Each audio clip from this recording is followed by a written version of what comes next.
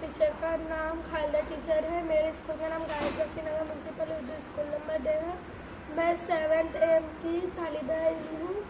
आज मैं आप लोग को उड़ीसा की अहम महानदी के बारे में बताना चाहती हूँ। रियासत उड़ीसा की सबसे अहम नदी महानदी है। ये नदी मध्य प्रदेश में काला पहाड़ियों में वाक़ सहावा मकाम पर महानदी का मंबा है। इस नदी की तवालत 853 किलोमीटर है। ये मशरिक़ की जानिब बहती हुई खलीज बंगाल में गिरती है। महानदी के धारों के करीब कई शाखों में तकसीम होकर डेल्टाई इलाका बनता है।